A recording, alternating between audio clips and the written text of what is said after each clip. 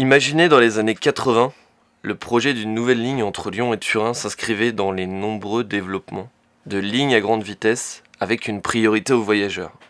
Il a été intégré dans les projets d'interconnexion européens, ce qui lui permet de prétendre à un financement de l'Europe.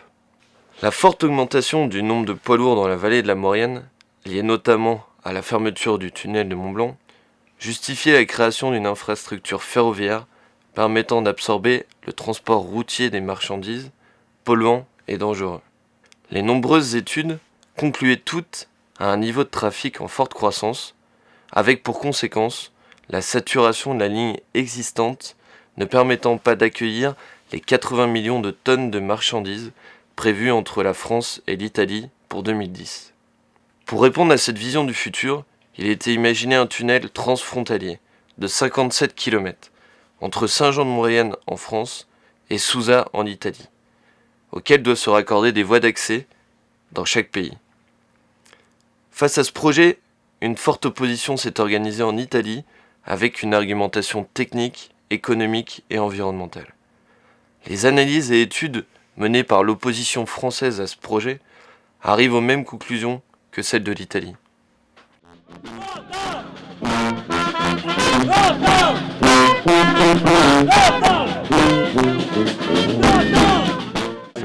Qu'est-ce qu'il y a de mauvais dans le projet? Parce que vos banderoles disent non au train à grande vitesse. Et en France, on dit que la grande vitesse, ce n'est qu'une petite partie du projet et que l'essentiel, c'est de la marchandise. Vous savez, Turin est déjà lié à Lyon, il y a déjà la ligne, il n'y a pas de problème. Ça, le TGV passe là, les marchandises passent là. Et pour nous, ça suffirait d'améliorer cette ligne-là, qui peut doubler sa capacité de transporter des marchandises. Actuellement, on transporte moins de 10 millions de tonnes chaque année.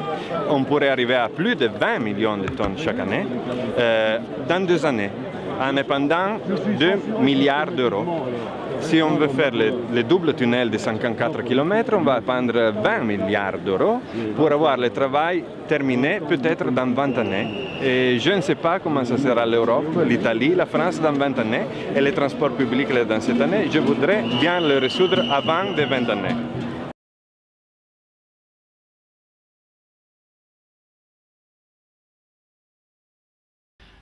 L'ensemble des trafics routiers sur l'arc alpin a augmenté à peu près de 60% de 1994 à 2004.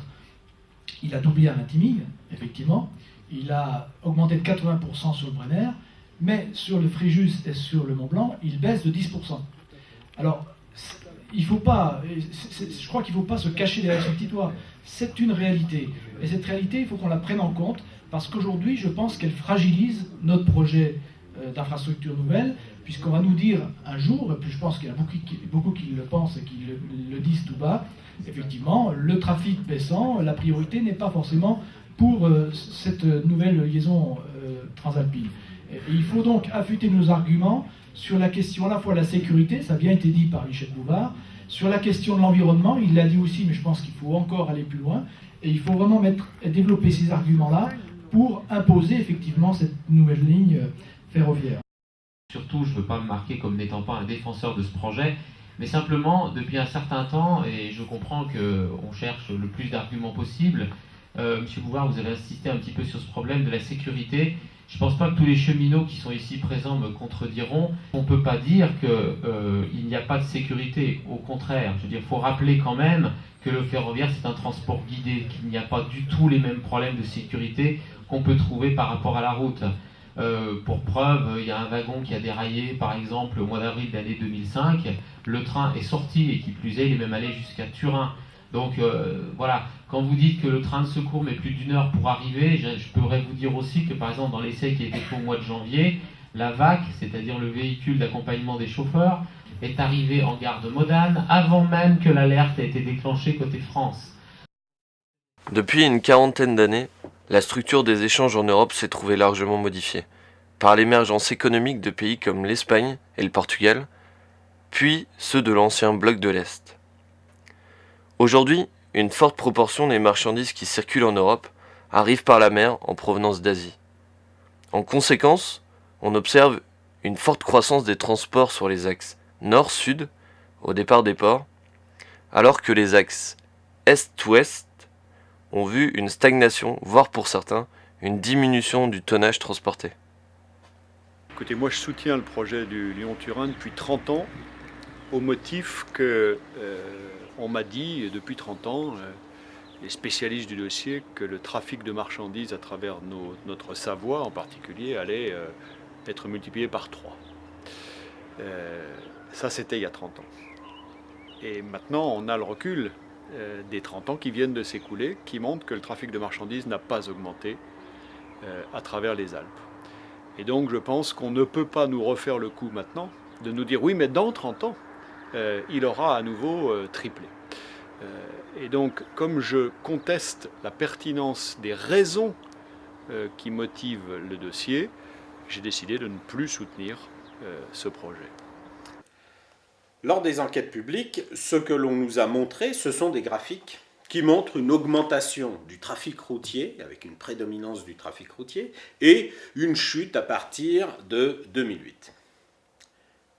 Il s'agit là d'un nouvel abus de conscience, puisque ce que nous avons fait pour le démontrer, c'est que nous avons pris les mêmes chiffres et nous avons individualisé les courbes pour mieux les lire. Et donc on voit bien qu'il y a effectivement, si l'on additionne la Suisse, l'Autriche et la France dans leur rapport avec l'Italie, une augmentation générale. Par contre, on trouve parfaitement que la Suisse a augmenté, que l'Autriche a augmenté, et que la France chute irrémédiablement, et cela depuis 1998, après avoir plafonné, et surtout ce que l'on constate, c'est qu'aujourd'hui, les trafics entre la France et l'Italie sont inférieurs à ceux de 1988. Pour alléger l'autoroute méditerranéenne, l'accord du 30 janvier 2012 entre le gouvernement français et le gouvernement italien précise que d'ici 2015, ils travailleront avec l'Espagne pour développer des liaisons maritimes du contournement des Alpes et offrir des alternatives crédibles pour le passage des poids lourds au passage de Ventimille à la frontière italienne.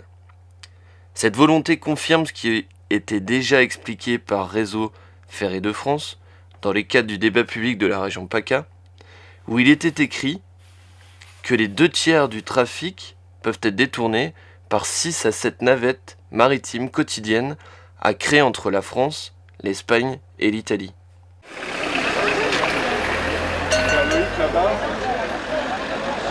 Aujourd'hui, l'objet de la manif, c'est d'essayer de faire prendre un petit peu conscience aux gens du gaspillage de territoire et notamment des bonnes terres agricoles pour des projets complètement inutiles et dépassés qui datent d'une cinquantaine d'années, comme l'aéroport de Notre-Dame-des-Landes ou le TGV Lyon-Turin, qui sont là pour satisfaire d'une part l'ego de vieux politiques comme Jean-Marc Ayrault ou Louis Besson, et puis aussi pour satisfaire les appétits insatiables de nos entreprises de BTP. Au tout départ, je pensais qu'il fallait enlever le maximum de marchandises de la route pour la mettre sur le rail, et plutôt par un tunnel qui nous emmenait sous la Chartreuse et qui allait en direction des Belledonnes et de l'Italie. Et puis au fur et à mesure des avancées du dossier, on s'est aperçu que la bonne solution est celle que préconisent beaucoup de personnes maintenant, notamment du côté des associations, qui est de se servir de l'existant, puisque le tonnage des marchandises a diminué, et donc de s'adapter. Ce n'est pas qu'un effet lié à la crise, c'est plus profond que ça, et aussi d'améliorer la ligne existante de façon à réduire les nuisances, d'économiser les gaspillages d'espaces naturels et agricoles. La région Rhône-Alpes a détruit le foncier du département de la Savoie en 20 ans. Elle détruira celui de la Haute-Savoie dans les 10 ans à venir si rien n'est fait. Ça veut dire qu'en région Rhône-Alpes, sur la surface agricole utile des 8 départements, il en reste déjà plus que 6. La France exportait de la viande, elle exportait énormément. Aujourd'hui, elle ne fait plus bon nombre de ses matières premières. Il faut que les gens se rendent compte qu'aujourd'hui, être autonome alimentairement, c'est quelque chose de vital. On ne peut plus sacrifier aujourd'hui 800 hectares de terrain entre la Savoie et l'Isère pour un projet comme ça, puisque le projet en lui-même, en plus de sacrifier des terres, aujourd'hui on s'aperçoit qu'il est d'un autre siècle. Aujourd'hui on a mieux à faire, plus rapidement et plus efficacement que le Lyon-Turin. Nous, on a vécu un peu sur ces descendries, je dirais, un petit tunnel, parce que maintenant, avec ce qu'il y a en projet, c'est plus sur le grand tunnel, donc ce grand projet de Lyon-Turin. Et c'est vrai que cette descendrie, elle a été, ce qui était un peu spécial, c'est que c'était un des plus gros chantiers d'Europe et c'est mal parti dès le départ parce qu'ils devaient creuser à un endroit sur la commune et ça a été changé au dernier moment. Parce qu'il fallait faire vite, il y avait des Italiens qui venaient pour... il y avait des télé italiennes qui devaient venir pour le percement, donc ils n'étaient pas au bon endroit. Et ils avaient dit au maire qui était, à l'ancien maire, qu'en fin de compte, tout ce qui allait sortir en déblai de cette descendrie allait partir entre Chambéry et Lyon. En fin de compte, que ce soit sur Internet ou sur le papier, tout était bien. Ou sinon, au niveau des déblais, on a eu sur notre territoire donc, tout ce qui est sorti de la descendrie. Ça a été stocké sur le territoire. Au début, des matériaux qui devaient partir. En fin de compte, c'était des décharges qui devaient être faites que temporairement. Et en fin de compte, ils ont tout laissé en place. C'est resté des dépôts définitifs. On avait des sources qui étaient sur le village, qui ont été taries directement, parce qu'en fait, ils ont creusé sous le village. Ils ne sont pas posé plus de questions que ça. Hein. Normalement, ça aurait dû percer, on va dire, 200 mètres avant le village. Là, ils ont percé sous le village. Ils passent vraiment au milieu du village, donc il y a eu des maisons fendues, il y a eu pas mal de dégâts. Et ce qui nous impacte le plus pour nous, c'est qu'on est la seule commune où ça va sortir vraiment beaucoup de matériaux. On est la dernière commune avant l'Italie.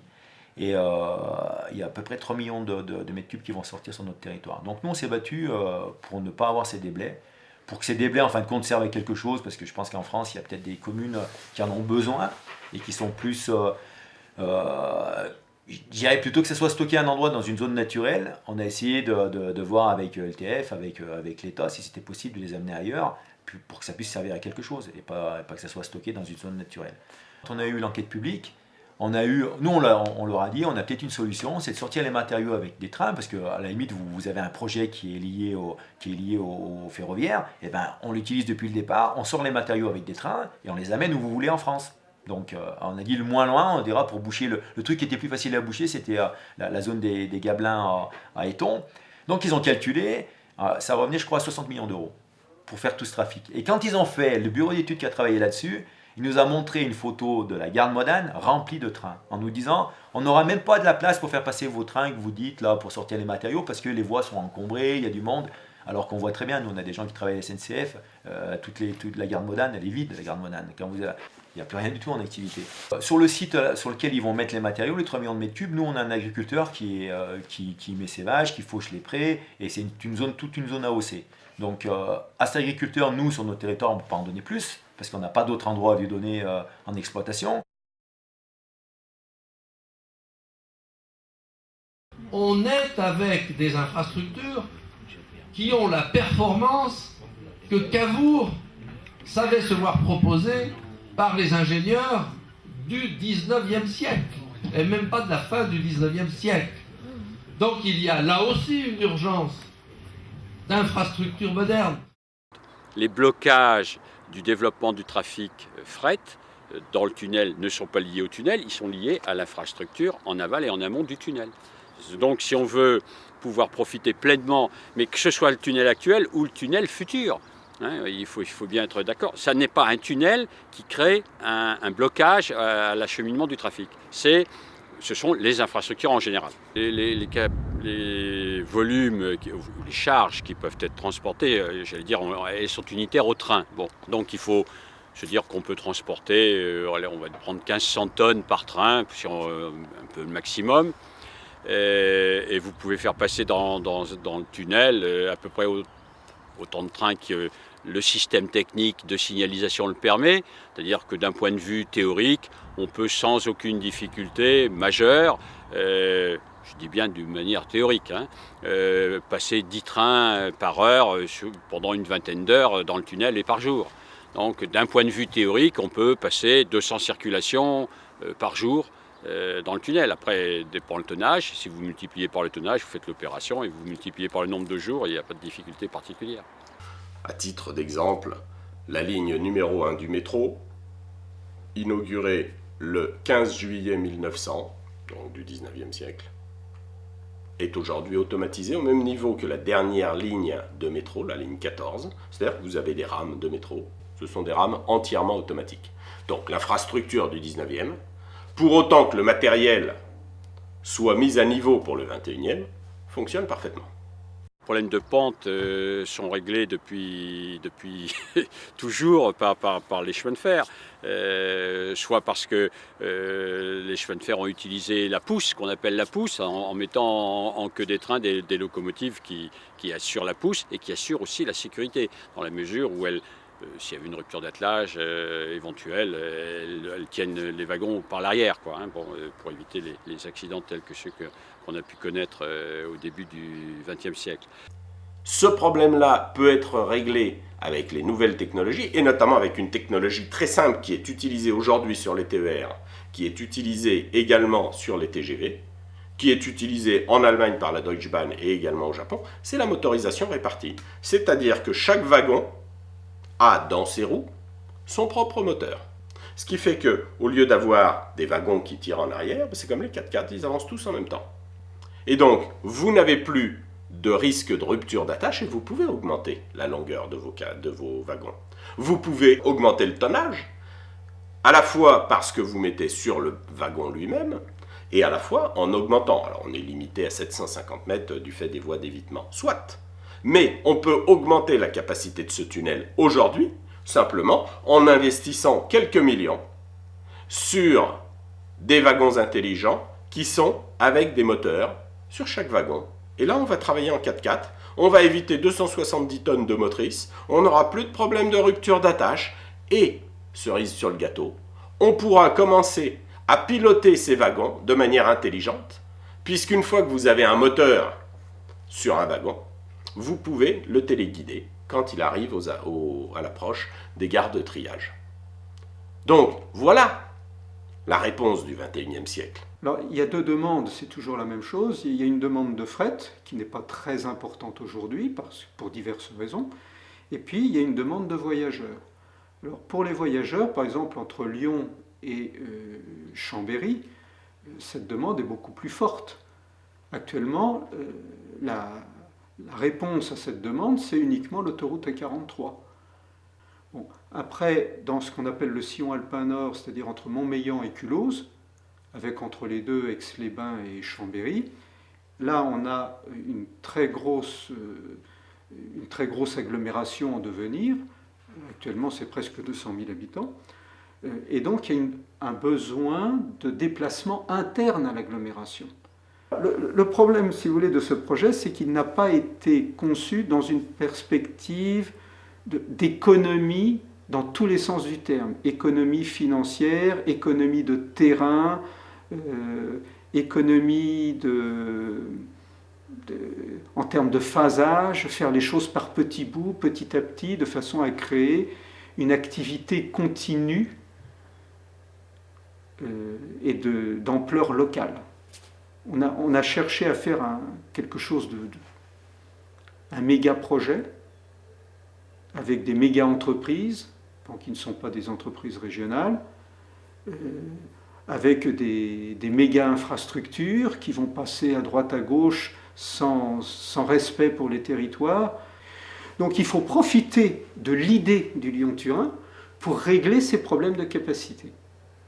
Et en même temps pour régler les problèmes environnementaux. Mais il ne faut pas partir dans une perspective, on va faire une nouvelle ligne ferroviaire pour remplacer l'autre. Il faut pas se dire, il faut partir du principe suivant, on a un réseau qui existe, il a des insuffisances en termes de capacité, on essaye de les régler. Ces insuffisances, d'ailleurs, ne sont pas continues sur toute la longueur de la ligne, c'est par endroits, par tronçons. Et puis, il y a des problèmes d'insertion environnementale, et là c'est la même chose. Il y a des endroits où l'insertion environnementale n'est pas problématique, et il y a d'autres endroits où c'est critique. Donc il faut aussi traiter ces endroits-là. Tout ça est à la portée des entreprises locales, sans être les sous-traitants de majors qui sont les seuls à être capables de répondre à des appels d'offres européens. Évidemment, pour moi, le rapport de la Cour des comptes a été décisif. Au fond, c'est jusqu'au rapport de la Cour des comptes, je faisais confiance aux ingénieurs qui nous prédisaient une fréquentation de nos axes de transport en hausse. Or, la Cour des comptes dit deux choses. Que le projet qu'on nous vend depuis 30 ans n'est pas fondé. Il est remis en cause dans ses raisons fondamentales. Et effectivement, la Cour des comptes, elle dit aussi un deuxième truc, elle dit non seulement il n'est pas fondé, mais il n'est pas financé. Or, quand même, un projet public depuis 30 ans, on pourrait penser, même si l'ingénierie financière en matière publique est longue, qu'en 30 ans, on aurait su comment le financer. Or, on en est toujours de ce point de vue-là au balbutiement. Et moi, je vois semaine après semaine, comme les Français d'ailleurs, que l'État français, que l'État italien et que l'Union européenne n'ont plus les capacités financières qu'ils avaient il y a 30 ans.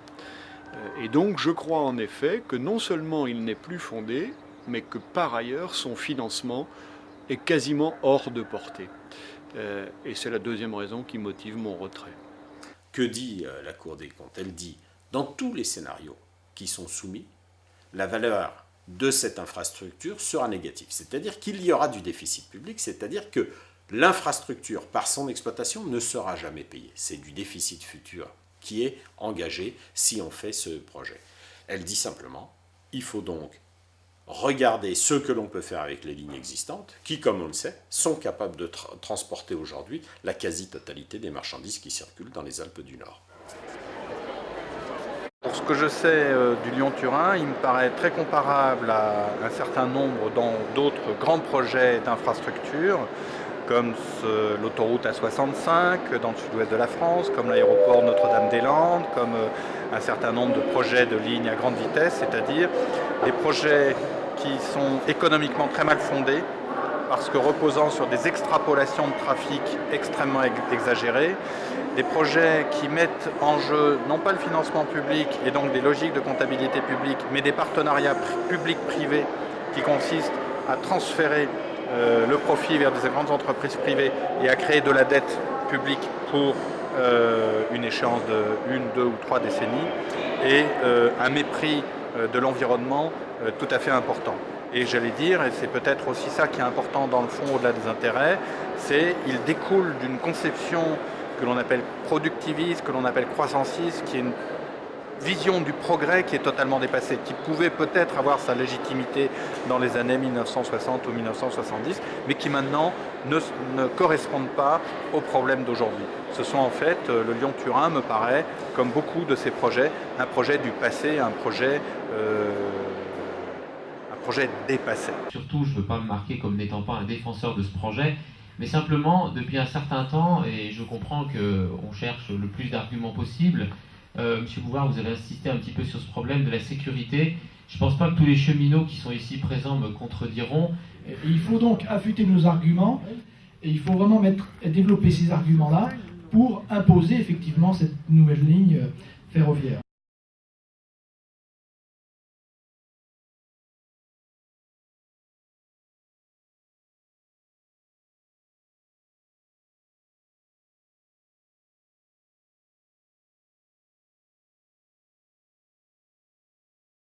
On accepte, voilà, on est contraint d'accepter puisque la concurrence veut circuler, elle circule avec les moyens de transport qu'elle souhaite exploiter. Et voilà, donc elle souhaite exploiter la concurrence à la SNCF et souhaite exploiter des diesels, et elle exploite des diesels. Là, on s'est mis dans un schéma tout à fait théorique de 200 circulations. Hein. Il ne s'agit pas de faire... On peut faire passer... d'un point de vue un peu théorique, 200 circulations par jour dans le tunnel, et par sens, oui. Mais naturellement, ça inclut des trains de voyageurs, des omnibus, des TGV, des trains rapides, etc. Bon, plus des trafics de fret. Mais d'un point de vue théorique, on peut monter jusqu'à 200 circulations au jour. Oui. D'accord. Alors, si on se place dans le cas tout à fait théorique des 200 circulations qu'on aurait sur la Maurienne, on se rend bien compte que dès qu'on descend, on va dire, en direction de Chambéry, ou en direction de Turin de l'autre côté, parce que les problèmes sont tout à fait symétriques, entre guillemets, le réseau actuel ne permet pas, si vous permettez l'expression, d'avaler ces circulations. Bon. Donc, on est vraiment dans un cas tout à fait théorique. Le tunnel en soi n'induit aucun blocage aux circulations ferroviaires. Les blocages viennent en amont ou en aval, des infrastructures ferroviaires. La ligne de Maurienne pourrait, d'un point de vue théorique, aussi faire passer tous ces trains. On est en bloc automatique en France, on n'a pas de difficulté particulière. Mais dès qu'on arrive, on va dire ici, à Montmélian, on voit bien que il est impossible, absolument impossible de faire passer ces circulations parce qu'il va y avoir des conflits de circulation entre le trafic voyageurs, grande ligne, le trafic TER. Le problème, en quelque sorte, les blocages du développement du trafic fret dans le tunnel ne sont pas liés au tunnel, ils sont liés à l'infrastructure en aval et en amont du tunnel. Donc si on veut pouvoir profiter pleinement, mais que ce soit le tunnel actuel ou le tunnel futur, hein, il faut bien être d'accord, ça n'est pas un tunnel qui crée un blocage à l'acheminement du trafic, ce sont les infrastructures en général. Il n'y a pas de problème particulier, les problèmes de pente sont réglés depuis toujours par les chemins de fer, soit parce que les chemins de fer ont utilisé la pousse, qu'on appelle la pousse, en mettant en queue des trains des locomotives qui assurent la pousse et qui assurent aussi la sécurité, dans la mesure où s'il y avait une rupture d'attelage éventuelle, elles tiennent les wagons par l'arrière, hein, pour éviter les accidents tels que ceux qu'on a pu connaître au début du XXe siècle.